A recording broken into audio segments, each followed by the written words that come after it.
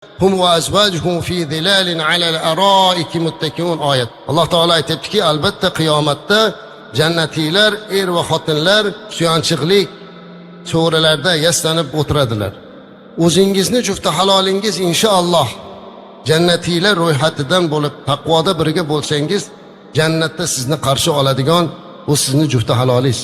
Bir shayx jannatni sifatlab erkaklarga jumada maviza qilyapti, jannatga borganingizda sizni kutib olishli holatlarini. Hammani xayolida birinchi tug'iladigan savol nechta hur kutib olarkan deydi-da o'zi. Aytayapti shayx, jannatga kirasan desa haligi bir odam o'tirib kutyapti ekan, qachon aytarkinlar, qachon aytarkinlar. Jannatga kirasan, jannat darvozalari ochiladi. Shundoq jannat darvozasini ochsang, go'zal liboslarda, go'zal kiyimlarda, go'zal suratlarda seni xotining kutib oladi desa, pastda o'tirgan shayxga qarab, "Ittaqi ya shayx, Allohdan qo'rqing" deyapti. Shu yerda ham xotinim kutib oladimi deyapti.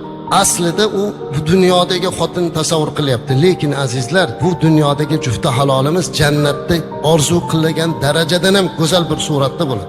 U dunyoda boshqa endi azizlar. Shuning uchun biz ayolimiz bilan jannatga birga kirishlikni harakatida bo'lishimiz kerak.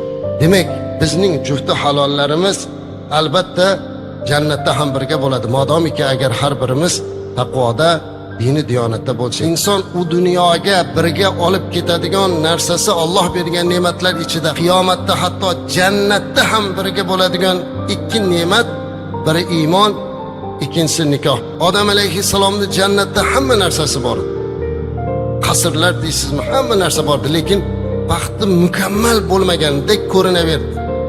Alloh uyquga ketkizib, o'z qovurg'asidan o'zini juftini yaratdi. Baxti mukammal bo'ldi. İnson o'zini jufti bilan, jufti haloli bilan azizlar mukammal baxtga ega bo'ladi. Bizning dinimizdagi sababiyat qonuni asosida yaratgan dunyoni Alloh insoniyatning ko'payishligini va xotin, ya'ni ota va ona orqali bo'lishligini o'zi xohladi. Allohning irodasi. Shuning uchun ba'zilarimizni erkak, ba'zilarimizni ayol qilib yaratdi.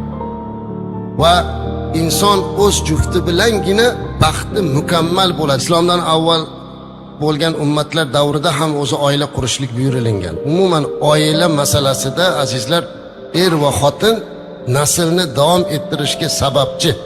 Nikoh bu islomdagi eng muqaddas tushunchalardan biri.